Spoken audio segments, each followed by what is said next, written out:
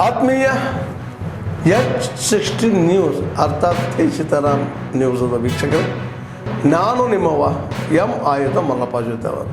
ತಾವು ಈಗ ಸುದ್ದಿಗಳ ಲೋಕಕ್ಕೆ ಎಂಟ್ರಿ ಹೊಡಿತಾ ಇದ್ದೀರಿ.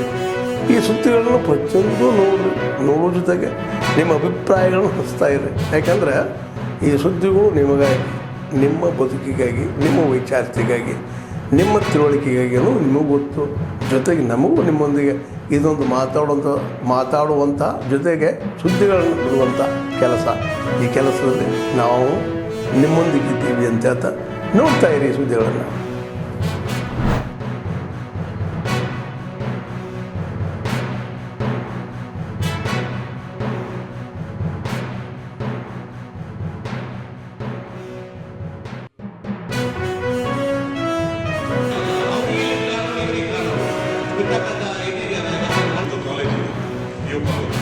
ಬೇಕಾದಷ್ಟು ನಗರಲ್ಲಿ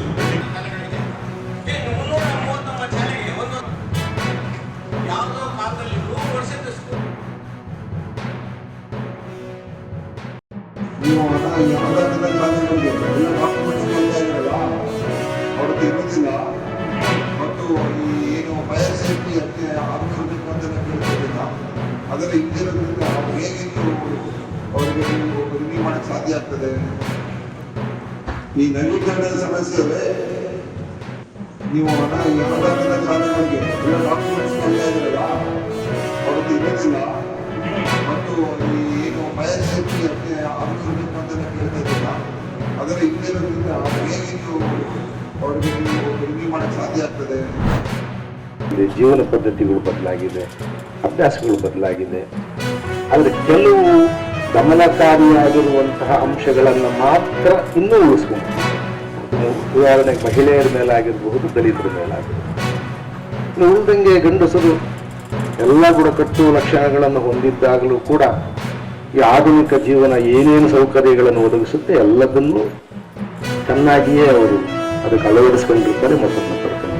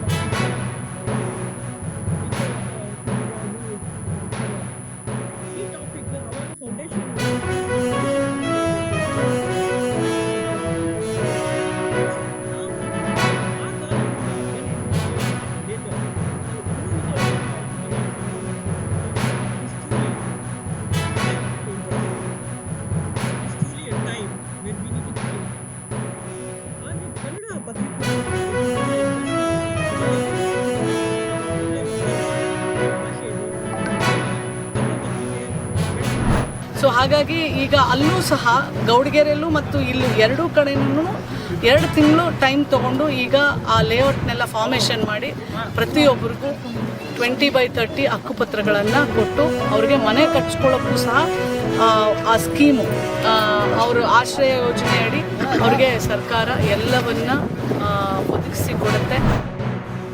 ಆದ್ಮೇಲೆ ಎಲ್ಲ ಸುದ್ದಿಗಳನ್ನು ನೋಡಿದ್ರಲ್ಲ, ಏನು ಅನಿಸ್ತು ನಿಮಗೆ? ಇದರಲ್ಲೇ ನಿಮ್ಗೆ ಲೈಕ್ ಆಗಿರ್ಬೋದು, ಡಿಸ್ಲೈಕು ಆಗಿರ್ಬೋದು, ಕಾಮೆಂಟ್ ಬೇಡಪ್ಪ ಅಂತ ಅನಿಸಿರ್ಬೋದು, ಕಾಮೆಂಟ್ ಮಾಡಬೇಕಪ್ಪ ಅನಿಸ್ಬೋದು, ಶೇರ್ ಮಾಡಬಾರ್ದಪ್ಪ ಅನಿಸಿರ್ಬೋದು, ಮಾಡಬೇಕು ಅನಿಸಿರ್ಬೋದು. ಏನಾದರೂ ಆಗಲಿ ಶೇರ್ ಮಾಡ್ತಾಯಿರಿ, ಈ ನ್ಯೂಸ್ಗಳನ್ನ ಹಂಚ್ತಾ ಇರಿ, ಜೊತೆಗೆ ಇದಕ್ಕೆ ಸಬ್ಸ್ಕ್ರೈಬ್ ಆಗ್ತಾಯಿರಿ ಅಂತ ಹೇಳ್ತಾ H16 ನ್ಯೂಸ್ ಅರ್ಥಾತ್ ಸೀತಾರಾಮ್, ಇದು ಸತ್ಯದ ಕೈಗೆ ನಡಿ. ವಂದನೆಗಳು.